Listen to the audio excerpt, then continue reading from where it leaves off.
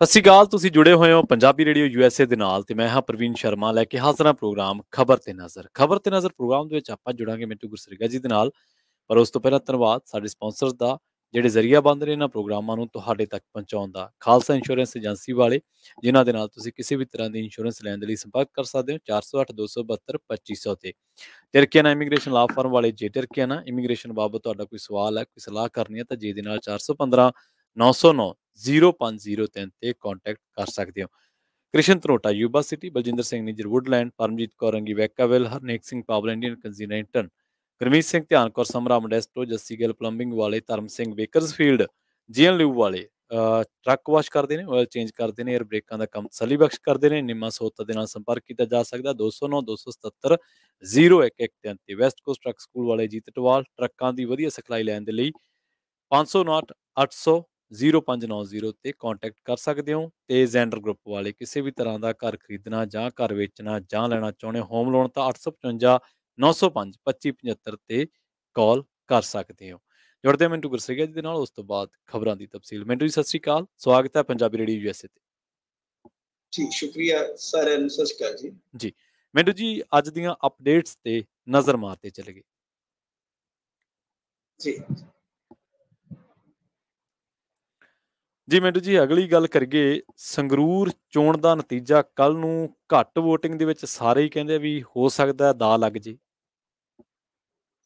ਹਾਂਜੀ ਬਿਲਕੁਲ, ਇਹ ਇੱਕ ਹੋਪ ਵੀ ਹੁੰਦੀ ਹੈ। ਵੈਸੇ ਤੇ ਕਹਿ ਲਓ ਕਿ ਇੱਕ ਨਿਰਾਸ਼ਾ ਵੀ ਹੁੰਦੀ ਆਮ ਤੌਰ ਤੇ ਸਿਆਸੀ ਪਾਰਟੀਆਂ 'ਚ ਕਿ ਵੋਟਿੰਗ ਘੱਟ ਹੋਈ ਹੈ ਜੀ। ਪਰ ਇੱਥੇ ਮਾਮਲਾ ਉਲਟਿਆ ਕਿਉਂਕਿ ਤਕਰੀਬਨ ਆਪਾਂ ਜੇ ਦੇਖੀਏ ਤੇ 4 ਤੇ ਮੁੱਖ ਹੈਗੇ ਹੀ ਨੇ, ਜਿੱਦਾਂ ਕਹ ਲਈਏ ਟੱਕਰ ਦੇ ਉਮੀਦਵਾਰ, ਤੇ 5ਵੀਂ ਭਾਰਤੀ ਜਨਤਾ ਪਾਰਟੀ ਹੈਗੀ ਆ। ਸੋ ਜਦੋਂ ਵੋਟਿੰਗ ਘੱਟ ਹੁੰਦੀ ਹੈ, ਫਰਜ਼ ਕਰੋ ਕਿ 15,69,240 ਵੋਟਰ ਆ ਟੋਟਲ, ਤਾਂ ਜਿਹੜੇ ਭੁਗਤੇ ਉਹ ਹੈਗੇ ਆ ਤਕਰੀਬਨ 7,10,825। ਇਟ ਮੀਨ ਕਿ 50% ਨੂੰ ਵੀ ਅੰਕੜਾ ਨਹੀਂ ਗਿਆ। ਜੇ ਤੁਸੀਂ ਹਲਕਾ ਵਾਈਜ਼ ਦੇਖੋਗੇ ਤਾਂ ਕਮਾਲ ਦੀ ਗੱਲ ਹੈ ਕਿ ਜਿਵੇਂ ਹੁਣ ਲਹਿਰਾ 'ਚ 1,72,042 ਵੋਟਰ ਸੀਗੇ, ਉੱਥੇ ਸਿਰਫ 74,149 ਆਉਂਦੇ। ਫਿਰ ਜੇ ਤੁਸੀਂ ਅੱਗੇ ਦੇਖੋਗੇ ਤਾਂ ਦਿੜਬਾ 1,83,051, ਮਹਿਜ਼ 85,611, ਸੁਨਾਮ ਏਦਾਂ ਹੀ 1,96,443, ਆਉਂਦੇ ਕਿੰਨੇ ਆ 92,000। ਮਤਲਬ ਕਿ 1 ਲੱਖ ਤੋਂ ਵੀ ਵਧੇਰੇ ਵੋਟਰ ਪਹੁੰਚਦਾ ਹੀ ਨਹੀਂ। ਇਸੇ ਤਰ੍ਹਾਂ ਭਦੌੜ ਆ, ਮੇਰੇ ਖਿਆਲ ਦੇ ਨਾਲ ਇਹਨਾਂ ਦੀ ਜਿਹੜੀ ਵੋਟਾਂ ਦੀ ਤਾਦਾਦ ਆ 1,57,930 ਆ, ਤਾਂ ਆਉਂਦੇ ਕਿੰਨੇ ਆ 70,335। ਇੱਥੇ ਵੀ ਅੱਧ ਨਹੀਂ ਹੁੰਦਾ। ਬਰਨਾਲਾ 1,83,736 ਵੋਟਰ ਟੋਟਲ, ਭੁਗਤੇ ਕਿੰਨੇ ਮਹਿਜ਼ 76,113। ਮਹਿਲ ਕਲਾਂ ਵੱਡਾ ਹੈ ਵੀ ਹਲਕਾ, 1,60,461 ਵੋਟਾਂ, 70,284 ਵੋਟਰ ਭੁਗਤੇ।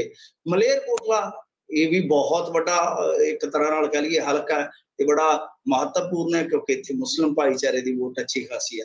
ਤਾਂ ਕਿੰਨੇ ਵੋਟਰ ਨੇ ਆਪਾਂ ਦੇਖਦੇ ਹਾਂ 1,60,086, ਆਏ ਕਿੰਨੇ 76,303। ਫਿਰ ਧੂਰੀ ਜੇ ਦੇਖੀਏ ਤਾਂ ਹੁਣ ਖੁਦ ਉੱਥੋਂ CM ਆਉਂਦੇ ਨੇ, 1,64,857 ਟੋਟਲ ਵੋਟਰ, ਆਏ ਕਿੰਨੇ 79,556। ਬਹੁਤ ਘੱਟ ਵੋਟਿੰਗ। ਤੇ ਸੰਗਰੂਰ ਜਿਹੜਾ ਕਿ ਕਹਿ ਲਈਏ ਕਿ ਬਹੁਤ ਵੱਡੀ ਵੋਟ ਗਿਣਤੀ ਰੱਖਦਾ, ਇੱਥੇ ਵੀ 1,90,634, ਮਤਲਬ ਕਿ 1,90,000 ਵੋਟਰ ਹੈਗਾ ਇੱਥੇ। ਤੇ ਦੂਸਰੇ ਪਾਸੇ ਜੇ ਦੇਖੀਏ ਤਾਂ ਵੋਟ ਕਾਸਟ ਕਿੰਨਿਆਂ ਨੇ ਕੀਤੀ 85,708। ਤੋ ਇਹ ਇੱਕ ਤਰ੍ਹਾਂ ਨਾਲ ਕਹਿ ਲਓ ਕਿ ਹਲਕਾ ਵਾਈਜ਼ ਦੱਸਣ ਦਾ ਸਾਡਾ ਮੰਤਵ ਇਹ ਹੈ ਸਰੋਤਿਆਂ ਨੂੰ ਕਿ ਕਿਸੇ ਵੀ ਹਲਕੇ ਦੇ ਵਿੱਚ ਜੇ ਤੁਸੀਂ ਦੇਖੋਗੇ ਤਾਂ ਉਤਸ਼ਾਹ ਨਹੀਂ ਹੈ ਜੀ। ਕਿਸੇ ਵੀ ਹਲਕੇ ਦੇ ਵਿੱਚ ਜੇ ਆਪਾਂ ਨਿਗਾਹ ਮਾਰੀਏ, ਲਹਿਰਾ ਹੈ, ਚਾਹੇ ਦਿੜਬਾ ਹੈ, ਸੁਨਾਮ ਹੈ, ਭਦੌੜ ਹੈ, ਬਰਨਾਲਾ, ਮਹਿਲ ਕਲਾਂ, ਮਲੇਰਕੋਟਲਾ, ਧੂਰੀ, ਸੰਗਰੂਰ, ਤਾਂ ਇਹ ਜਦੋਂ ਹੁਣ ਬਹੁਕੌਮੀ ਮੁਕਾਬਲਾ ਇੱਕ ਪਾਸੇ, ਤਾਂ ਇੱਕ ਤਰ੍ਹਾਂ ਨਾਲ ਕਹਿ ਲਈਏ ਕਿ ਵੋਟਰ ਦੇ ਵਿੱਚ ਤੇ ਜੋਸ਼ ਹੈ ਨਹੀਂ, ਪਰ ਲੀਡਰਾਂ 'ਚ ਜੋਸ਼ ਇਸ ਕਰਕੇ ਆ ਕਿਉਂਕਿ ਜਿਵੇਂ ਲਾ ਲਓ ਕਿ ਟੌਪ ਦੇ ਜਿਹੜੇ 2-3 ਨੇ ਉਹਨਾਂ ਨੂੰ ਇਸ ਤਰ੍ਹਾਂ ਆਸ ਹੁੰਦੀ ਹੈ ਕਿ ਘੱਟ ਵੋਟਾਂ ਦੇ ਵਿੱਚ ਸਾਨੂੰ ਘੱਟ ਵੋਟ ਲਿਜਾਣੀ ਪਊਗੀ, ਮਤਲਬ ਕਿ ਜ਼ੋਰ ਘੱਟ ਲੱਗੇਗਾ। ਤਾਂ ਹੁਣ ਇਹ ਦੇਖਣਾ, ਵੈਸੇ ਸਿਮਰਨਜੀਤ ਸਿੰਘ ਮਾਨ ਵਾਸਤੇ ਮੇਰੇ ਖਿਆਲ ਦੇ ਨਾਲ ਵੱਡੀ ਗੱਲ ਇਹ ਹੋਏਗੀ ਕਿਉਂਕਿ ਤੁਸੀਂ ਦੇਖੋਗੇ ਕਿ ਕਈ ਵਿੱਚ ਸ਼ਹਿਰੀ ਇਲਾਕੇ ਆ ਜਾਂਦੇ ਨੇ। ਜੇ ਆਪਾਂ ਦੇਖੀਏ ਵੱਡੇ ਸ਼ਹਿਰ ਕੁਛ ਆ ਜਾਂਦੇ ਨੇ, ਸੰਗਰੂਰ ਹੈ, ਧੂਰੀ ਹੈ, ਮਲੇਰਕੋਟਲਾ ਆ ਜਾਂਦਾ ਹੈ, ਬਰਨਾਲਾ ਆ ਜਾਂਦਾ ਹੈ, ਸੁਨਾਮ ਆ ਜਾਂਦਾ ਹੈ, ਬਾਕੀ ਕੋਈ ਮਤਲਬ ਕਿ ਬਹੁਤੇ ਵੱਡੇ ਹੈ ਨਹੀਂ ਗਏ। ਜੇ ਇਹਨਾਂ ਸ਼ਹਿਰੀ ਵੋਟਰਾਂ ਦੀ ਆਪਾਂ ਗਿਣਤੀ ਕਰੀਏ ਤਾਂ ਖਾਸੀ ਬਣ ਜਾਂਦੀ ਔਰ ਇਹਨਾਂ ਦੀ ਭੁਗਤੀ ਵੋਟ ਦੇ। ਤਾਂ ਕਹਿਣ ਦਾ ਮਤਲਬ ਕਿ ਸਿਮਰਨਜੀਤ ਸਿੰਘ ਮਾਨ ਵਾਸਤੇ ਅਲੱਗ ਤੋਂ ਇੱਕ ਚੁਣੌਤੀ ਇਹ ਆ ਕਿ ਠੀਕ ਆ ਪਿੰਡਾਂ ਦੇ ਵਿੱਚ ਤੇ ਉਹਨਾਂ ਦੀ ਆਵਾਜ਼ ਹੈਗੀ ਆ, ਨੋ ਡਾਊਟ। ਮੈਂ ਪਿਛਲੇ ਦਿਨ ਗਿਆ ਵੀ ਸੀਗਾ ਸੰਗਰੂਰ ਜ਼ਿਲ੍ਹੇ ਦੇ ਵਿੱਚ ਕਿ ਪਿੰਡਾਂ 'ਚ ਤੇ ਉਹਨਾਂ ਦੀ ਆਵਾਜ਼ ਹੈਗੀ ਆ ਕਿ ਉਹ ਸ਼ਹਿਰੀ ਵੋਟਰ ਨੂੰ ਅਟਰੈਕਟ ਕਰ ਪਾਉਣਗੇ। ਇਹ ਇੱਕ ਵੱਡੇ ਇੱਕ ਤਰ੍ਹਾਂ ਨਾਲ ਗੱਲ ਆਪਾਂ ਕਰੀਏ ਕਿ ਮਸਲੇ ਦੇ ਤੌਰ ਤੇ ਰੱਖਦੇ ਹਾਂ ਜਾਂ ਸਵਾਲ ਦੇ ਤੌਰ ਤੇ ਰੱਖਦੇ ਹਾਂ ਕਿ ਤੁਹਾਨੂੰ ਪਤਾ ਹੀ ਹੈ ਸ਼ਹਿਰਾਂ ਦੇ ਵਿੱਚ ਫਿਰ ਹਿੰਦੂ ਭਾਈਚਾਰੇ ਦੀ ਵੋਟ ਜਿਹੜੀ ਹੈ ਜ਼ਿਆਦਾ ਹੁੰਦੀ ਹੈ ਨਾ, ਤਾਂ ਉਹ ਵੋਟ ਜਿਹੜੀ ਹੈ ਸਿਮਰਨਜੀਤ ਸਿੰਘ ਮਾਨ ਵੱਲ ਪਏਗੀ ਜਾਂ ਆਮ ਆਦਮੀ ਪਾਰਟੀ ਵੱਲ ਜਾਏਗੀ ਜਾਂ ਕਾਂਗਰਸ ਵੱਲ ਜਾਏਗੀ, ਇਹ ਇੱਕ ਵੱਡਾ ਕਹਿ ਲਈਏ ਕਿ ਸਟੋਰੀ ਦਾ ਪਾਰਟ ਰਹੇਗਾ।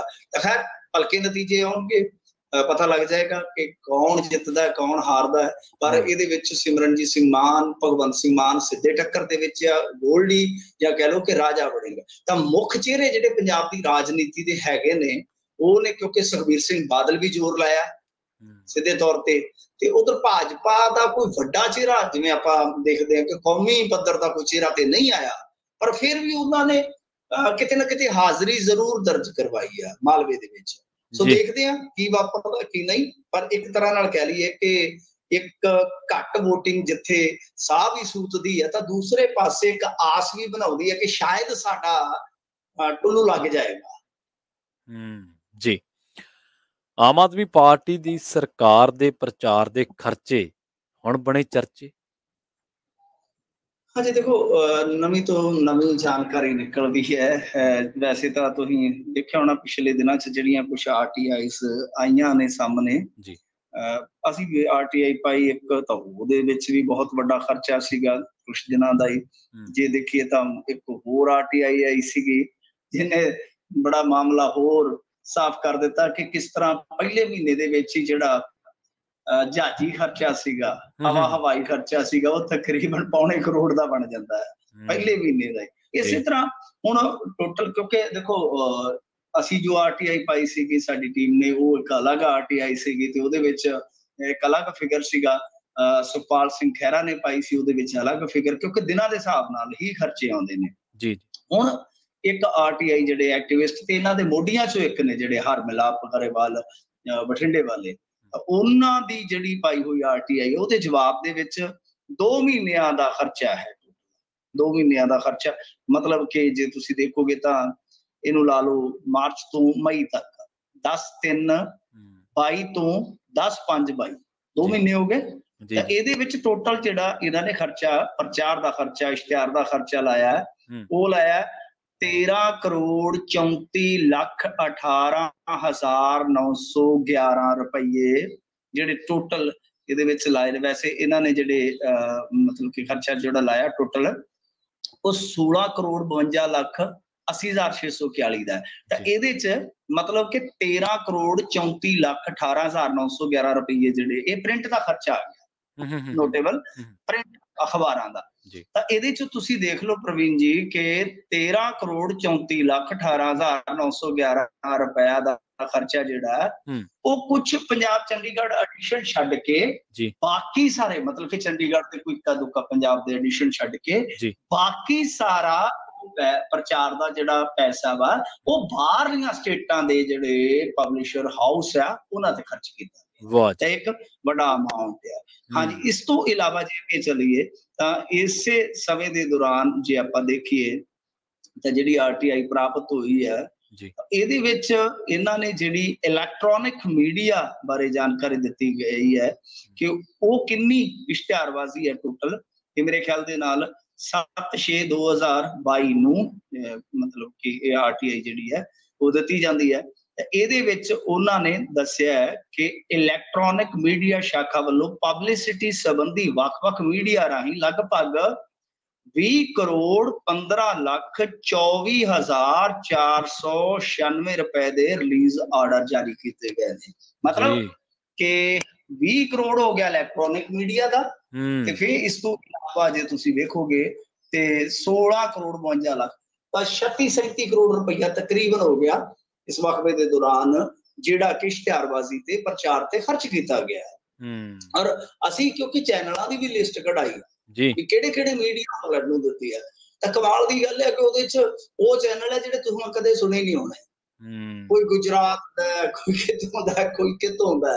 ਸੋ ਕਹਿਣ ਦਾ ਮਤਲਬ ਇਹ ਹੈ ਕਿ ਜਿਨ੍ਹਾਂ ਸਟੇਟਾਂ ਦੇ ਵਿੱਚ ਇਲੈਕਸ਼ਨ ਲੜਨਾ ਅੱਗੇ ਜਾ ਕੇ ਪਾਰਟੀ ਨੇ, ਆਮ ਆਦਮੀ ਪਾਰਟੀ ਨੇ, ਉਹਨਾਂ ਸਟੇਟਾਂ ਦੇ ਵਿੱਚ ਵੀ ਖੂਬ ਪ੍ਰਚਾਰ ਕੀਤਾ ਜਾ ਰਿਹਾ। ਜਿਵੇਂ ਆਪਾਂ ਅਕਸਰ ਦੇਖਦੇ ਹੁੰਦੇ ਸੀਗੇ ਕਿ ਪੰਜਾਬ ਦੀਆਂ ਚੋਣਾਂ ਤੋਂ ਪਹਿਲਾਂ ਦਿੱਲੀ ਦੀ ਇਸ਼ਤਿਹਾਰਬਾਜ਼ੀ ਸਾਡੇ ਅਖਬਾਰਾਂ 'ਚ ਹੋਇਆ ਕਰਦੀ ਸੀਗੀ। ਤਾਂ ਠੀਕ ਆ ਕਿ ਚਲੋ ਪ੍ਰਚਾਰ ਤੇ ਖਰਚ ਵੀ ਆਉਂਦਾ। ਵੈਸੇ ਤੇ ਦੇਖੋ ਕਾਂਗਰਸ ਵਾਲਿਆਂ ਨੇ ਵੀ ਬੜੇ ਫੱਟੇ ਚੱਕੇ, ਹਾਲਾਂਕਿ ਇਹਨਾਂ ਦਾ ਨਿਕਲੇਗਾ ਆਉਣ ਵਾਲੇ ਦਿਨਾਂ ਦੇ ਵਿੱਚ ਕਿ ਕਿੰਨਾ ਖਰਚਾ ਸੀ ਟੋਟਲ 5 ਸਾਲਾਂ ਦਾ।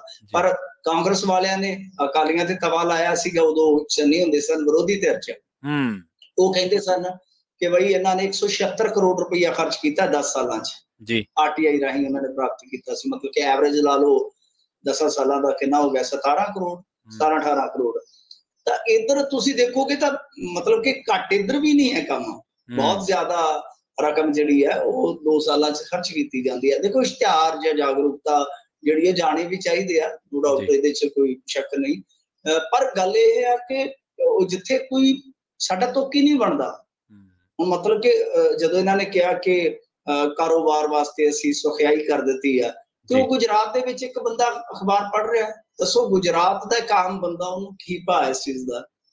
ਉਹ ਕਹਿੰਦਾ ਮਤਲਬ ਕਿ ਤਮਿਲਨਾਡੂ ਤੱਕ ਜੇ ਇਸ਼ਤਿਹਾਰ ਦੇ ਦੋਗੇ ਤਾਂ ਕੀ ਉਹਦਾ ਫਾਇਦਾ ਕਿ ਅਸੀਂ ਆਹ ਕੀਤਾ, ਅਸੀਂ ਆਹ ਕੀਤਾ।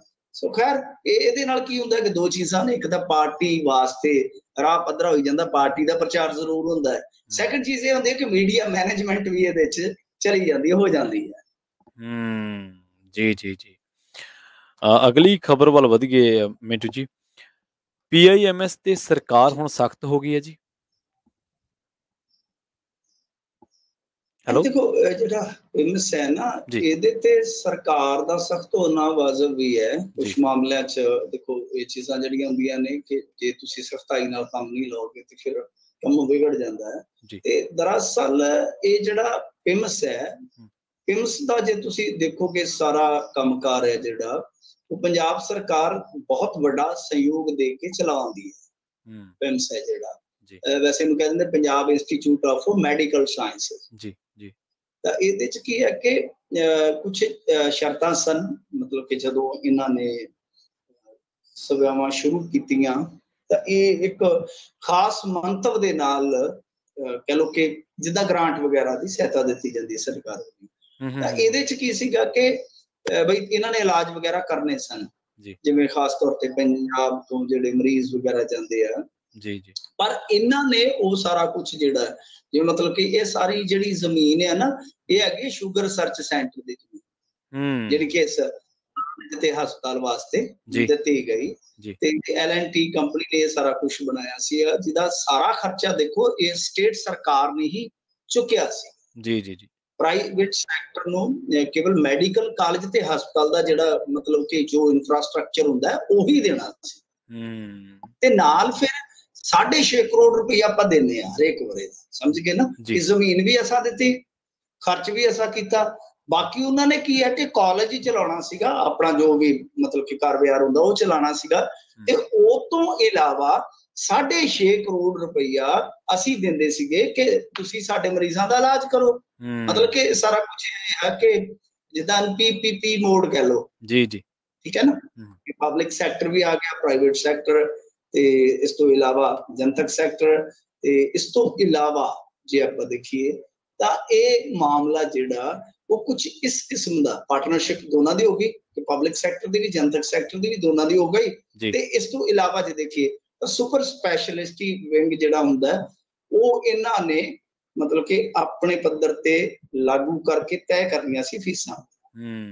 ਪਰ ਹੋਇਆ ਕੀ ਹੈ ਕਿ ਇਹ ਤੇ ਸਾਰੇ ਮਰੀਜ਼ ਜਿਹੜੇ ਮਤਲਬ ਕਿ ਉਹ ਭੇਜ ਦਿੰਦੇ ਨੇ PGI, ਜਾਨੀ ਜਿਸ ਮੰਤਵ ਦੇ ਨਾਲ ਇਹ PPP ਮੋਡ ਬਣਾਇਆ ਗਿਆ, ਪਬਲਿਕ ਪ੍ਰਾਈਵੇਟ ਪਾਰਟਨਰਸ਼ਿਪ ਦੇ ਤਹਿਤ ਬਣਾਇਆ ਗਿਆ, ਉਹ ਮੰਤਵ ਪੂਰਾ ਨਹੀਂ ਕਰ ਰਿਹਾ। ਤਾਂ ਹੁਣ ਇਸ ਸਰਕਾਰ ਨੇ ਦੇਖਿਆ ਕਿ ਤੁਹਾਡੇ ਕੋਲ 65 ਕਰੋੜ ਰੁਪਈਆ ਸਾਡਾ ਆਇਆ ਪਿਆ, ਸਾਡਾ 65 ਕਰੋੜ ਰੁਪਈਆ ਜਮਾ ਪਿਆ, ਵੀ ਮਿੱਤਰੋ ਇਹ ਵਾਪਸ ਕਰੋ, ਵਾਪਸ ਕਰੋ। ਹਾਲਾਂਕਿ ਉਹ ਜਿਹੜੀ ਕੰਪਨੀ ਆ ਉਹ ਜ਼ਮੀਨ ਗਹਿਣੇ ਰੱਖ ਕੇ ਹੁਣ ਕਰਜ਼ਾ ਲੈਣਾ ਚਾਹੁੰਦੀ ਹੈ। ਦੇਖੋ ਕੀ ਕਰ ਰਹੀ ਹੈ ਕਿ ਇੱਕ ਤਾਂ ਜਿਸ ਪਰਪਸ ਵਾਸਤੇ ਤੁਸੀਂ ਐਗਰੀਮੈਂਟ ਚਾਹੁੰਦੇ ਹੋ ਜਾਂ ਕੁਛ ਵੀ ਹੈ, ਇੱਕ ਤੇ ਉਹ ਪੂਰਾ ਨਹੀਂ ਹੋ ਰਿਹਾ, ਉਲਟਾ ਜਿਹੜੀ ਜ਼ਮੀਨ ਹੈ ਉਹਦੇ ਤੇ ਉਹ ਕਰਜ਼ਾ ਲੈਣ ਦੀ ਵੀ ਤਿਆਰੀ ਕਰ ਰਹੇ ਨੇ, ਗਹਿਣੇ ਰੱਖ ਕੇ। ਦੇਖੋ ਇਹ ਸਾਰਾ ਕੁਝ ਚੱਲਦਾ। ਤਾਂ ਮੇਰੇ ਖਿਆਲ ਦੇ ਨਾਲ ਜਿੱਥੇ ਜਿੱਥੇ ਵੀ ਸਾਰਾ ਕੁਝ ਹੋਇਆ, ਪੰਜਾਬ ਸਰਕਾਰ ਨੂੰ ਵੇਖਣਾ ਚਾਹੀਦਾ ਕਿ ਬਈ ਇਹ ਸਾਰੇ ਮਸਲੇ ਕਿਸ ਤਰ੍ਹਾਂ ਹੱਲ ਹੋ ਸਕਦੇ ਆ। ਅੱਛੀ ਗੱਲ ਆ, ਜਦੋਂ ਪੈਸਾ ਸਾਡਾ ਲੱਗਾ, ਜ਼ਮੀਨ ਸਾਡੀ ਲੱਗੀ ਆ, ਤੇ ਸਾਡੇ ਲੋਕ ਫਿਰ ਪੀਜੀਆਈ ਚ ਕਿਉਂ ਜਾਣ ਬਈ? ਜੀ ਬਿਲਕੁਲ, ਅਹਿਮ ਸਵਾਲ ਇਹੀ ਹੈ। ਅਗਲੇ ਮਸਲੇ ਦੀ ਗੱਲ ਕਰੀਏ, ADGP ਨੇ ਹੁਣ ਸਾਫ਼ ਕਰ ਦਿੱਤੀ ਹੈ ਗੱਲ ਕਿ ਜਿਹੜੇ ਅਨਮੋਲ ਤੇ ਸਚਿਨ ਨੇ ਪਾਸਪੋਰਟ ਲਏ ਸੀ ਮਿੰਟੂ ਜੀ, ਉਹ ਹਰਿਆਣੇ ਤੇ ਦਿੱਲੀ ਤੋਂ ਹਾਸਲ ਕੀਤੇ ਗਏ। ਦੇਖੋ ਇਹ ਨਾ ਮਸਲਾ ਕੀ ਆ ਕਿ ਦੋ ਬੰਦੇ ਭੱਜੇ ਇਹਨਾਂ ਦੇ, ਇਹ ਦੋਨੇ ਲਾਰੈਂਸ ਦੇ ਬੜੇ ਕਹਿ ਲਓ ਕਿ ਕਲੋਜ਼ ਰਹਿਣ ਵਾਲੇ ਸੀਗੇ, ਰਿਸ਼ਤੇਦਾਰ ਤੇ ਸੀਗੇ। ਅਨਮੋਲ ਇਹਦਾ ਛੋਟਾ ਭਰਾ ਆ ਜੀ, ਪਰ ਵੇਖੋ ਘਰ ਦੀ ਕਿਸਮਤ ਵੇਖੋ, ਜ਼ਮੀਨ ਬੜੀ ਖੁੱਲੀ ਇਹਨਾਂ ਦੇ ਕੋਲ, ਘਰ ਦੀ ਜ਼ਮੀਨ ਬਹੁਤ ਖੁੱਲੀ ਹੈ, ਤੇ ਦੋਨੇ ਮੁੰਡੇ ਹੁਣ ਇੱਕ ਜੇਲ੍ਹ 'ਚ, ਇੱਕ ਬਾਹਰ ਆ। ਇਸੇ ਤਰ੍ਹਾਂ ਰਿਸ਼ਤੇਦਾਰ, ਇਹ ਇਹਨਾਂ ਦਾ ਭਾਣਜਾ ਹੀ ਲੱਗਦਾ ਸਚਿਨ ਜੀ। ਇਹ ਤਿੰਨੇ ਇੱਕੋ ਘਰ 'ਚੋਂ ਤਿੰਨੇ ਮੁੰਡੇ, ਤਿੰਨੇ ਜਵਾਨ ਮੁੰਡੇ ਜਿਹੜੇ ਵੇਖ ਲਓ ਕਿ ਕ੍ਰਾਈਮ ਦੀ ਦੁਨੀਆ 'ਚ ਚਲੇ ਗਏ।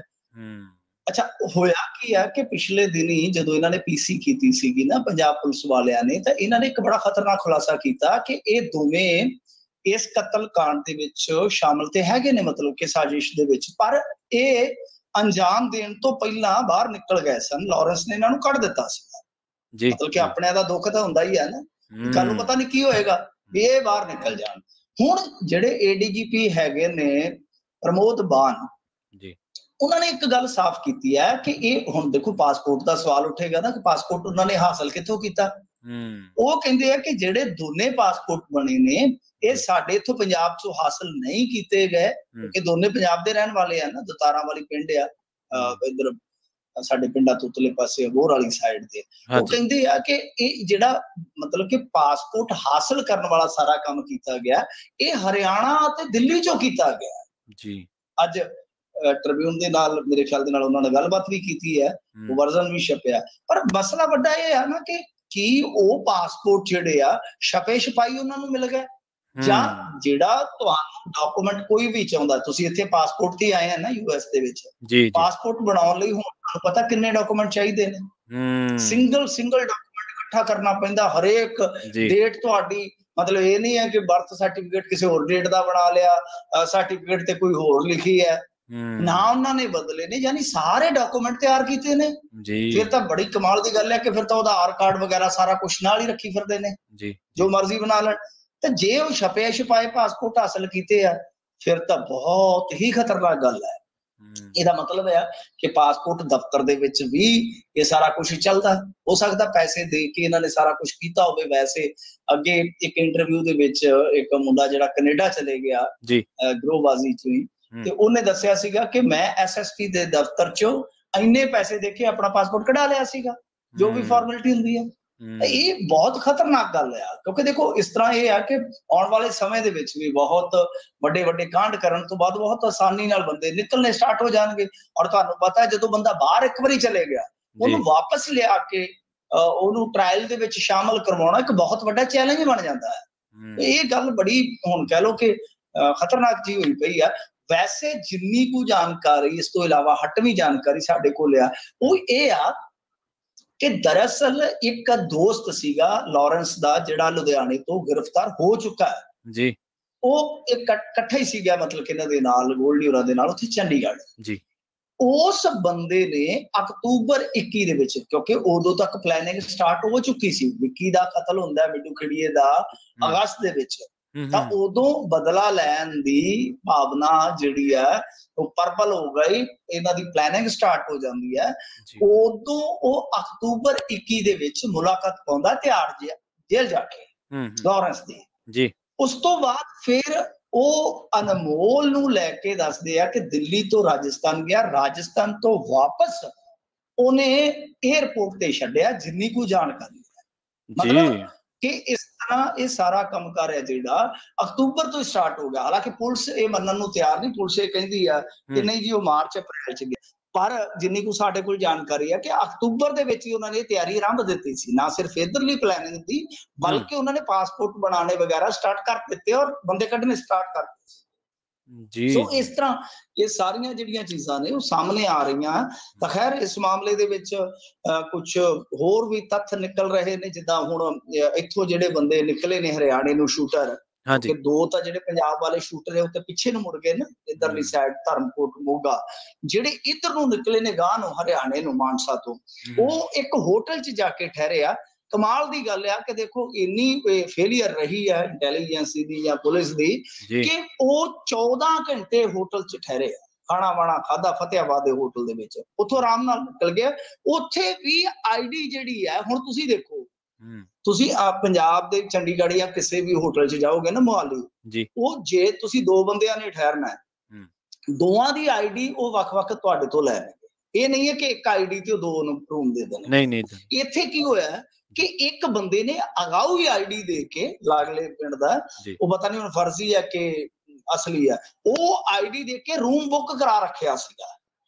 ਸਮਝਦੇ ਹੋ ਨਾ ਵੀ ਇੱਥੇ ਠਹਿਰਨਗੇ। ਚਲੋ ਇਹ ਹੁੰਦਾ ਕਿ ਬੰਦਾ ਥੋੜਾ ਇੱਕ ਵਾਰੀ ਵੇਖਦਾ ਕਿ ਪੁਲਿਸ ਦਾ ਕਿਸ ਤਰ੍ਹਾਂ ਚੱਲ ਰਿਹਾ, ਨਾਕਾਬੰਦੀ ਵਾਲਾ ਕੰਮਕਾਰ, ਰੋਟੀ ਪਾਣੀ ਖਾਣ ਦਾ, ਲੀੜੇ ਲੂੜੇ ਬਦਲਦਾ, ਕੋਈ ਟਿਕਾਣਾ ਚਾਹੀਦਾ ਨਾ, ਆਰਾਮ ਵੀ ਕਰਨਾ ਹੁੰਦਾ ਬੰਦੇ ਨੇ।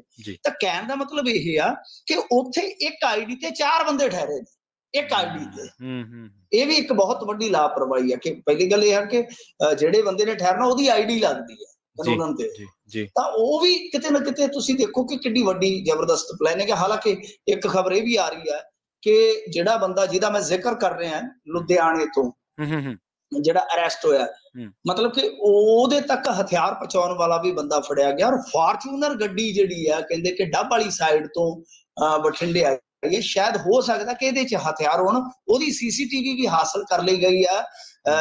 ਬਠਿੰਡਾ ਡੱਬ ਵਾਲੀ ਇੱਕ ਰੋਡ ਤੇ ਪੰਪ ਪੈਂਦਾ, ਉਹਦੀ CCTV 'ਚੋਂ ਆ ਗਈ ਹੈ ਤੇ ਗੱਡੀ ਦਾ ਨੰਬਰ ਵੀ ਫਰਜ਼ੀ ਹੈ। ਸ਼ਾਇਦ ਉਹਦੇ 'ਚੋਂ ਵੀ ਮੇਰੇ ਖਿਆਲ ਦੇ ਨਾਲ ਬਹੁਤ ਸਾਰੇ ਸੁਰਾਖ ਨਿਕਲ ਆਉਣਗੇ। ਜੀ ਜੀ। ਅਗਲੀ ਖਬਰ ਦੀ ਗੱਲ ਕਰੀਏ ਮਿੰਟੂ ਜੀ, ਆਜ਼ਾਦ ਚੋਣ ਲੜਨਾ ਹੁਣ ਹੋ ਜੂ ਮਹਿੰਗਾ, ਔਖਾ, ਸੌਰੀ ਮਹਿੰਗਾ ਨਹੀਂ, ਔਖਾ। ਜੀ ਜੀ ਜੀ। ਅੱਛਾ ਦੇਖੋ, ਆਜ਼ਾਦ ਜਿਹੜੀ ਚੋਣ ਵੈਸੇ ਇਹ ਨਾ ਹੋਣੀ ਵੀ ਚਾਹੀਦੀ ਆ। ਤੁਸੀਂ ਇੱਥੇ ਵੇਖਿਆ ਹੋਣਾ ਕਿ ਕਈ ਬੰਦੇ ਸਾਰੀ ਜ਼ਿੰਦਗੀ ਇਲੈਕਸ਼ਨ ਲੜੀ ਜਾਂਦੇ। ਉਹਦੇ ਨਾਲ ਕੀ ਹੁੰਦਾ ਕਿ ਜਿਵੇਂ ਹੁਣ ਕਾਗਜ਼ ਭਰਤੇ ਕਿਸੇ ਨੇ, ਮੇਰੇ ਵਰਗੇ ਨੇ, ਵੋਟ ਉਹਦੇ ਘਰਦਿਆਂ ਨੇ ਨਹੀਂ ਪਾਉਣੀ ਹੁੰਦੀ, ਉਹ ਇਲੈਕਸ਼ਨ ਲੜ ਲੈਂਦੇ ਆ। ਚਲੋ ਤੇ 2-3 ਗਨਮੈਨ ਮਿਲ ਜਾਂਦੇ ਆ, ਖਰਚਾ ਤੇ ਹੈ ਨਾ ਕੁਛ ਦਿਨ, ਚਾਹੇ ਮਹੀਨਾ, ਚਾਹੇ ਜਿੰਨਾ ਮਰਜ਼ੀ ਆ। ਤਾਂ ਇਸ ਤਰ੍ਹਾਂ ਫਿਰ ਜੇ ਦੇਖੀਏ ਤਾਂ ਜੋ ਵੀ ਉਹਦੇ ਹੋਰ ਖਰਚੇ ਹੁੰਦੇ ਨੇ ਇਲੈਕਸ਼ਨ ਪ੍ਰਕਿਰਿਆ ਦੇ ਵਿੱਚ ਗਾ, ਉਹ ਸਾਰੇ ਐਡ ਹੋਈ ਜਾਂਦੇ ਨੇ।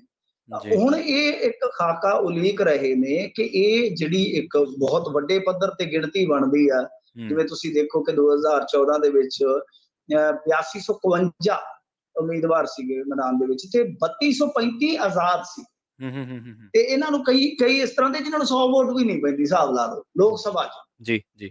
ਤੋ ਇਹ ਮਤਲਬ ਕਿ ਕੁਝ ਇਸ ਤਰ੍ਹਾਂ ਕਰ ਰਹੇ ਆ ਕਿ ਇੱਕ ਤਾਂ ਜਿਹੜੀ ਜ਼ਮਾਨਤ ਰਾਸ਼ੀ ਆ, ਜ਼ਮਾਨਤ ਦੀ ਰਕਮ ਆ, ਜਿਹਨੂੰ ਆਪਾਂ ਜ਼ਮਾਨਤ ਜ਼ਬਤ ਆਨੇ ਆ, ਇੱਕ ਤੇ ਉਹਦੇ 'ਚ ਇਜ਼ਾਫਾ ਕਰ ਦਿਓ। ਸੈਕੰਡ ਚੀਜ਼ ਇਹ ਆ ਕਿ ਬਈ ਮਤਲਬ ਜਿਹੜੇ ਇਸ ਤਰ੍ਹਾਂ ਦੇ ਲੋਕ ਆ, ਜਿਹੜੇ ਇਛੁਕ ਆ ਕਿ ਭਾਈ ਅਸੀਂ ਲੋਕ ਸਭਾ ਦਾ ਇਲੈਕਸ਼ਨ ਲੜਨਾ ਹੈ, ਤਾਂ ਉਹਨਾਂ ਵਾਸਤੇ ਇਹ ਕਹਿ ਦਿੱਤਾ ਜਾਵੇ ਕਿ ਤੁਸੀਂ 100 ਐਫੀਡੈਵਿਟ ਇਕੱਠਾ ਕਰੋ ਪਹਿਲਾਂ ਆਪਣੇ ਹਲਕੇ 'ਚ।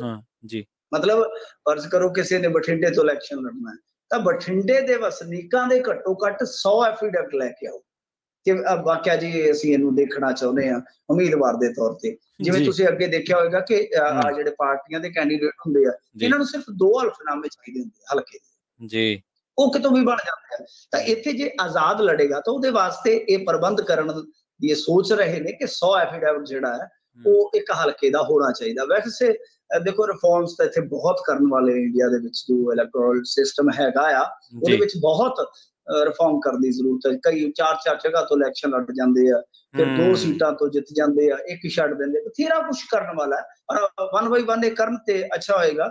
ਬਹੁਤ ਜ਼ਰੂਰੀ ਹੈ ਇਹਨਾਂ ਚੀਜ਼ਾਂ ਦਾ, ਖਾਸ ਤੌਰ ਤੇ ਹੁਣ ਤਾਂ ਨੋਟਾਂ ਦਾ ਵੀ ਕੁਛ ਨਾ ਕੁਛ ਕਰਨਾ ਚਾਹੀਦਾ ਹੈ ਕਿ ਨੋਟਾਂ ਨੂੰ ਵੀ ਕਿਸੇ ਗਿਣਤੀ 'ਚ ਲੈ ਆਉਣ ਕਿ ਜੇ ਜ਼ਿਆਦਾ ਵੋਟਾਂ ਪੈਂਦੀਆਂ ਨੇ ਤਾਂ ਉਹਦੀ ਇਲੈਕਸ਼ਨ ਦੁਬਾਰਾ ਕਰਵਾਈ ਜਾਵੇ, ਕਿਉਂਕਿ ਉਹਦਾ ਫਾਇਦਾ ਵੀ ਕਈ ਥਾਈਂ ਜਿਹੜਾ ਹੈ ਨਾ ਉਹ ਸੈਕੰਡ ਨੰਬਰ ਵਾਲੇ ਨੂੰ ਮਿਲ ਜਾਂਦਾ ਹੈ ਜਾਂ ਫਸਟ ਨੰਬਰ ਵਾਲੇ ਨੂੰ ਮਿਲ ਜਾਂਦਾ। ਸੋ ਉਹ ਚੀਜ਼ ਵੀ ਕਿਤੇ ਨਾ ਕਿਤੇ ਹੁਣ ਕੰਸੀਡਰ ਕਰਨੀ ਚਾਹੀਦੀ ਹੈ ਨਾ। ਜੀ ਜੀ ਜੀ ਜੀ ਜੀ। ਅਗਲੇ ਮਸਲੇ ਵੱਲ ਵਧ ਗਏ। ਨਰਿੰਦਰ ਮੋਦੀ ਨੂੰ ਕਲੀਨ ਚਿੱਟ ਮਿੰਟੂ ਜੀ, ਅਹਿਸਾਨ ਜ਼ਾਫਰੀ ਹਲੇ ਵੀ ਨਿਆਂ ਤੋਂ ਦੂਰ। ਦੇਖੋ ਇਸ ਬੰਦੇ ਦੀ ਕਹਾਣੀ ਬੜੀ कह लीए कि रूह कंबाऊ है। जी। ये असल च ना जिहड़ा ये एहसान जाफरी सीगा, ये मध्य प्रदेश च पैदा होया सीगा। जी। एक डॉक्टर दे घरे, अल्लाह बख्श शायद इन्हां दे पिता दा नाम सीगा। फिर वो मूव हो गए अहमदाबाद। अहमदाबाद उस टाइम कह लो कि इहो जिहा शहर सी, ਉਹਨੂੰ मैनचेस्टर ऑफ इंडिया ਕਿਹਾ ਜਾਂਦਾ ਸੀਗਾ। ਜੀ। यानी जो टैक्सटाइल ਦਾ ਕਾਫੀ ਜ਼ਿਆਦਾ ਕੰਮ ਸੀਗਾ। ਜੀ। ਫਿਰ ਇੱਥੇ ਜਿੱਥੇ ਇਸ ਤਰ੍ਹਾਂ ਦੇ ਟੈਕਸਟਾਈਲ ਉਦੋਂ ਚੱਲਦੇ ਸਨ ਤਾਂ ਕਮਿਊਨਿਜ਼ਮ ਮਤਲਬ ਕਿ ਹਾਵੀ ਸੀਗਾ, ਟ੍ਰੇਡ ਯੂਨੀਅਨਾਂ ਵਗੈਰਾ ਬਣਦੀਆਂ ਸੀ, ਇਹਨਾਂ ਦਾ ਝੁਕਾਅ ਹੋ ਗਿਆ। ਝੁਕਾਅ ਹੋ ਗਿਆ, ਜਿੰਨੀ ਮੈਂ ਇਹਨਾਂ ਦੀ ਹਿਸਟਰੀ ਪੜ੍ਹੀ ਹੈ। ਫਿਰ ਮਤਲਬ ਕਿ ਹੌਲੀ ਹੌਲੀ ਹੌਲੀ ਹੌਲੀ ਲੀਡਰੀ ਵੱਲ ਵੱਧਦੇ ਗਏ ਜੀ। ਇੱਕ ਮੌਕਾ ਇਹੋ ਜਿਹਾ ਆ, ਵੈਸੇ ਤੇ ਦੇਖੋ ਕਮਾਲ ਦੀ ਗੱਲ ਇਹ ਆ ਕਿ ਜਦੋਂ ਗੁਲਬਰਗ ਸੁਸਾਇਟੀ ਇਹਨਾਂ ਨੇ ਬਣਾਈ, ਉਹ ਵੀ ਇੱਕ ਚਾਲ ਸੀ। ਚਾਲ ਦੇ ਵਿੱਚ, ਚਾਲ ਫਿਲਮਾਂ 'ਚ ਤੁਸੀਂ ਦੇਖੇ ਹੋਣੇ, ਛੋਟੀ ਜਿਹੀ ਬਿਲਡਿੰਗ ਜਿਹਦੇ 'ਚ ਬਹੁਤ ਸਾਰੇ ਪਰਿਵਾਰ ਰਹਿੰਦੇ ਆ, ਉਹਨੂੰ ਚਾਲ ਕਹਿ ਦਿੰਦੇ ਨੇ ਉਸ ਭਾਸ਼ਾ 'ਚ। ਤਾਂ ਉਹ ਮਤਲਬ ਕਿ ਇੱਥੇ ਰਹਿੰਦੇ ਸੀਗੇ, ਉੱਥੇ ਆਉਣਾ ਜਾਣਾ ਸੀਗਾ ਤੇ ਲਾਗੇ ਉਦੋਂ ਕੋਈ ਸਰਕਾਰ ਦੀ ਪਾਲਿਸੀ ਆ ਗਈ, ਕਿਉਂਕਿ ਉਦੋਂ ਤੱਕ ਜਾਫਰੀ ਕਾਂਗਰਸ ਦੇ ਨਜ਼ਦੀਕ ਹੋ ਗਏ ਤੇ ਕਾਂਗਰਸ ਦੀ ਸਰਕਾਰ ਆ ਗਈ। ਕਮਿਊਨਿਜ਼ਮ ਇੰਨਾ ਜ਼ਿਆਦਾ ਨਹੀਂ ਸੀ ਵਧਿਆ ਗੁਜਰਾਤ ਦੇ ਵਿੱਚ ਨਾ, ਇਹ ਇੱਕ ਫੈਕਟ ਹੈ ਕਿ ਮਤਲਬ ਕਿ 60 ਦਾ ਦਹਾਕਾ ਸਟਾਰਟ ਹੁੰਦਿਆਂ ਕਮਿਊਨਿਜ਼ਮ ਜਿਹੜਾ ਪਹਿਲਾਂ ਸਾਰੀ ਦੁਨੀਆ 'ਚ ਬਹੁਤ ਤੇਜ਼ੀ ਨਾਲ ਅੱਗੇ ਵਧ ਰਿਹਾ ਸੀ, ਤਾਂ ਗੁਜਰਾਤ ਦੇ ਵਿੱਚ ਘੱਟੋ ਘੱਟ ਉਹਦੀ ਇੱਕ ਸਰਕਾਰੀ ਜਿੱਦਾਂ ਕਹਿ ਲਓ ਕਿ ਜਿਹੜੀ ਹੁੰਦੀ ਹੈ ਸੱਤਾ, ਉਹਦੇ ਤੱਕ ਪਹੁੰਚ ਬਹੁਤ ਔਖੀ ਸੀ। ਸੋ ਕਈ ਵਾਰ ਲੀਡਰ ਫਿਰ ਥੋੜਾ ਜਿਹਾ ਆਪਣੇ ਆਪ ਨੂੰ ਬਦਲ ਲੈਂਦੇ ਆ। ਇਹ ਉਧਰ ਹੋ ਗਏ, ਸਰਕਾਰ ਕਾਂਗਰਸ ਦੀ ਆ ਗਈ ਤੇ ਉਹਨਾਂ ਨੇ ਇੱਕ ਸਕੀਮ ਲਿਆਂਦੀ ਸੀ ਕਿ ਬਈ ਖਾਲੀ ਪਲਾਟ ਤੇ ਤੁਸੀਂ ਬਿਲਡਿੰਗ ਬਣਾ ਸਕਦੇ ਹੋ, ਸਰਕਾਰ ਉਹਦੇ 'ਚ ਹੈਲਪ ਕਰੇਗੀ। ਤਾਂ ਫਿਰ ਉੱਥੋਂ ਆਇਆ ਸੀ ਗੁਲਬਰਗ ਸੁਸਾਇਟੀ ਦਾ ਕਨਸੈਪਟ, ਜਿਹਦੇ ਵਿੱਚ ਜਾਫਰੀ ਨੂੰ ਮਾਰਿਆ ਗਿਆ ਸੀ। ਤਾਂ ਗੁਲਬਰਗ, ਅੱਛਾ ਕਈ ਬੰਦੇ ਨੂੰ ਲੱਗੇਗਾ ਕਿ ਇਹ ਤੇ ਯਾਰ ਇਸਲਾਮੀ ਨਾਮ ਹੈ। ਗੁਲਬਰਗ ਦਾ ਮਤਲਬ ਹੁੰਦਾ ਹੈ ਗੁਲਾਬ ਦੀ ਪੰਖੜੀ। ਉਹ ਆਪਾਂ ਇੱਕ ਪੱਤੀ ਜੀ ਨਹੀਂ ਕਰ ਦਿੰਦੇ ਆਪਾਂ, ਪੱਤੀ ਆਖ ਦਿੰਦੇ, ਉਹ ਹੁੰਦੀ ਹੈ ਗੁਲਬਰਗ। ਸੋ ਇਹ ਇੱਥੇ 1969 'ਚ ਹੀ ਹਮਲਾ ਹੋ ਗਿਆ ਸੀਗਾ। 1969 'ਚ ਜਦੋਂ ਦੰਗੇ ਹੋਏ ਨਾ ਗੁਜਰਾਤ ਦੇ ਵਿੱਚ, ਉਦੋਂ ਹੀ ਹਮਲਾ ਹੋ ਗਿਆ ਸੀਗਾ। ਪਰ ਉਸ ਟਾਈਮ ਪੁਲਿਸ ਨੇ ਇੱਕ ਬੜੀ ਵਧੀਆ ਭੂਮਿਕਾ ਅਦਾ ਕੀਤੀ, ਬਹੁਤ ਵਧੀਆ ਭੂਮਿਕਾ ਅਦਾ ਕੀਤੀ। ਉਸ ਤੋਂ ਬਾਅਦ ਫਿਰ ਜਦੋਂ ਇਲੈਕਸ਼ਨ ਹੁੰਦਾ ਹੈ ਮੇਰੇ ਖਿਆਲ ਦੇ ਨਾਲ 77 ਦਾ, ਇੰਦਰਾ ਗਾਂਧੀ ਹਾਰ ਗਈ, ਪਰ ਇਸ ਦੇ ਬਾਵਜੂਦ ਅਹਿਸਾਨ ਜਾਫਰੀ ਉੱਥੋਂ ਜਿੱਤ ਗਿਆ। ਤੁਸੀਂ ਹਿਸਾਬ ਲਾ ਲਓ ਕਿ ਕਿੱਡੀ ਮਜ਼ਬੂਤ ਛਵੀ ਹੋਏਗੀ ਬੰਦੇ ਦੀ। 78 'ਚ ਫਿਰ ਕਾਂਗਰਸ ਦੇ ਕਈ ਲੀਡਰ ਜਿਹੜੇ ਆ ਉਹ ਖਿਲਾਫ ਹੋ ਗਏ ਸੀਗੇ ਇੰਦਰਾ ਗਾਂਧੀ ਦੇ। ਦੇਵਰਾਜ ਉਰਸ ਨੇ ਇੱਕ ਆਪਣਾ ਅੱਡ ਦਲ ਬਣਾ ਲਿਆ ਸੀਗਾ, ਕਾਂਗਰਸ ਉਰਸ, ਤੇ ਉਧਰ ਚਲੇ ਗਏ। ਫਿਰ ਵਾਪਸ ਆ ਗਏ, ਇਲੈਕਸ਼ਨ ਲੜਿਆ, ਉਹਦੇ 'ਚ 6-7 ਹਜ਼ਾਰ ਵੋਟਾਂ ਨਾਲ ਹਾਰ ਗਏ ਤੇ ਸਮਾਂ ਗਾਂ ਤੁਰਦਾ ਗਿਆ, ਬੱਚੇ ਵੱਡੇ ਹੋ ਗਏ, ਸੈਟਲਡ ਹੋ ਗਏ।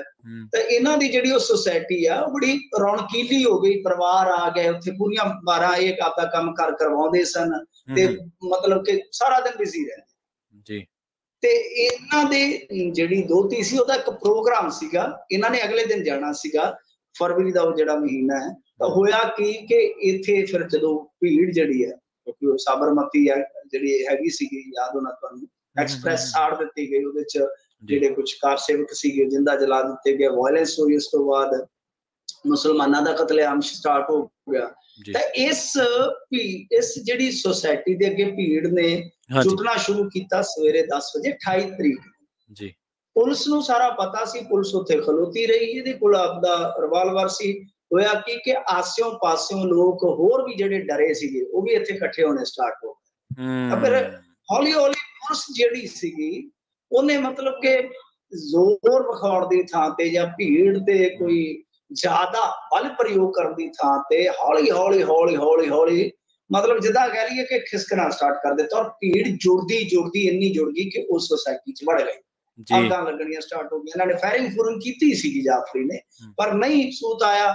ਉਹ ਇਹਨਾਂ ਨੇ ਫਿਰ ਇਹ ਜਿਹੜੇ ਦਰਿੰਦੇ ਸੀਗੇ ਇਹਨਾਂ ਨੇ ਅੰਦਰ ਵੜ ਕੇ ਬੰਦੇ ਮਾਰ ਦਿੱਤੇ। ਔਰ ਜਾਫਰੀ ਬਾਰੇ ਕਿਹਾ ਜਾਂਦਾ ਹੈ ਕਿ ਬੰਦਿਆਂ ਨੂੰ ਬਚਾਉਣ ਵਾਸਤੇ, ਦੇਖੋ ਇਹ ਇੱਕ ਮਤਲਬ ਕਿ ਪੱਕੇ ਤੌਰ ਤੇ ਤਾਂ ਨਹੀਂ, ਪਰ ਮੈਂ ਸੁਣਿਆ ਇੱਕ ਗੁਜਰਾਤੀ ਰਿਪੋਰਟਰ ਤੋਂ, ਉਹ ਕਹਿੰਦਾ ਕਿ ਜਾਫਰੀ ਇਹੋ ਜਿਹਾ ਬੰਦਾ ਸੀ ਜਦੋਂ ਉਹਨੂੰ ਲੱਗਿਆ ਕਿ ਸ਼ਾਇਦ ਮੈਨੂੰ ਹੀ ਮਾਰਨਾ ਇਹਨਾਂ ਨੇ, ਮੇਰੇ ਨਾਲ ਹੀ ਕੋਈ ਇਹਨਾਂ ਦੀ ਦੁਸ਼ਮਣੀ ਹੈ, ਉਹ ਬੰਦਾ ਥੱਲੇ ਆ ਗਿਆ ਸੀ ਭੀੜ 'ਚ ਆ ਤੇ ਫਿਰ ਉਹਨੂੰ ਕਿਰਪਾਨ ਤੇ ਪਤਾ ਨਹੀਂ ਕਾਹਦੇ ਨਾਲ ਮਾਰਿਆ ਗਿਆ ਤੇ ਕੈਰੋਸਿਨ ਪਾ ਕੇ, ਮਿੱਟੀ ਦਾ ਤੇਲ ਪਾ ਕੇ ਸਾੜ ਦਿੱਤਾ ਗਿਆ ਸੀ ਜੀ। ਮਤਲਬ ਕਿ ਜਾਫਰੀ ਆਪ ਹੀ ਵੜ ਗਿਆ ਸੀਗਾ ਕਿ ਲਓ ਮੈਨੂੰ ਮਾਰ, ਪਰ ਦੂਜਿਆਂ ਨੂੰ ਕੁਛ ਨਾ। ਇਹੋ ਜਿਹਾ ਲੀਡਰ ਸੀਗਾ ਉਹ ਜੀ। ਫਿਰ ਉਦੋਂ 68 ਬੰਦੇ ਮਾਰੇ ਸੀਗੇ 68 ਬੰਦੇ ਮਾਰੇ। ਉਹਦੇ 'ਚ ਕੇਸ ਬਣਿਆ ਜੀ, ਕੇਸ ਬਣਿਆ ਤੇ ਉਹ ਮੇਰੇ ਖਿਆਲ ਦੇ ਨਾਲ 5 ਕੁ ਵਰ੍ਹੇ ਪਹਿਲਾਂ ਦੀ ਗੱਲ ਆ। ਉਦੋਂ ਕੇਸ ਜਿਹੜਾ ਸੀਗਾ ਉਹ ਆਇਆ ਫੈਸਲੇ ਤੇ, ਉਹਦੇ 'ਚ 24 ਬੰਦੇ ਜਿਹੜੇ ਸੀ ਬਰੀ ਕਰ ਦਿੱਤੇ ਸੀ, ਜਿਹਦੇ 'ਚ ਭਾਜਪਾ ਦਾ ਇੱਕ ਲੀਡਰ ਵੀ ਸ਼ਾਮਲ ਸੀ। ਨਰਿੰਦਰ ਮੋਦੀ ਤੇ ਦੋਸ਼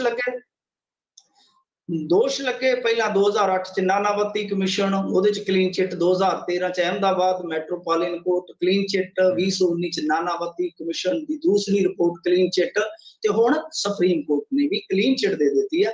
ਮਤਲਬ ਕਿ ਅਹਿਸਾਨ ਜ਼ਾਫਰੀ ਵਾਸਤੇ ਪੂਰਨ ਨਿਆਂ ਦਾ ਰਸਤਾ ਕਹਿ ਲੋ ਕਿ ਬੰਦ ਹੋ ਗਿਆ। ਬੰਦੇ ਵੀ ਕੁਛ ਬਰੀ ਹੋਏ, ਕੁਛ ਨੂੰ ਸ਼ਾਇਦ ਸਜ਼ਾਵਾਂ ਹੋਈਆਂ, ਪਰ ਦੇਖੋ ਏਡਾ ਵੱਡਾ ਕਤਲੇਆਮ ਹੋਇਆ ਤੇ ਉਹਨਾਂ ਦਾ ਕੋਈ ਕਸੂਰ ਨਹੀਂ ਸੀ, ਸੋਸਾਇਟੀ 'ਚ ਰਹਿ ਰਹੇ ਸੀਗੇ ਮਾਈਨੋਰਿਟੀ ਦੇ ਨਾਲ ਜ਼ਿਆਦਾ ਤਾਲੁਕ ਰੱਖਣ ਵਾਲੇ ਲੋਕ, ਇਸ ਤਰ੍ਹਾਂ ਮਾਰ ਦਿੱਤੇ ਜਾਂਦੇ ਆ ਬੇਰਹਿਮੀ ਦੇ ਨਾਲ। ਔਰ ਜਿਹੜਾ ਇਨਸਾਫ ਹੋਣਾ ਚਾਹੀਦਾ ਸੀਗਾ ਕਿ ਸਾਜ਼ਿਸ਼ ਕਰਤਾ ਕੌਣ ਆ, ਪੁਲਿਸ ਨੇ ਕਿਸ ਤਰ੍ਹਾਂ ਭੀੜ ਨੂੰ ਇੱਕ ਤਰ੍ਹਾਂ ਨਾਲ ਕਹਿ ਲੋ ਕਿ ਅੱਗੇ ਵਧਣ ਦਾ ਮੌਕਾ ਦਿੱਤਾ, ਸਾਰੀਆਂ ਚੀਜ਼ਾਂ ਜਿਹੜੀਆਂ ਉਹ ਪ੍ਰਵੀਨ ਜੀ ਉਹਦੀਆਂ ਤੇ ਹੋਈ ਰਹਿ ਗਈ।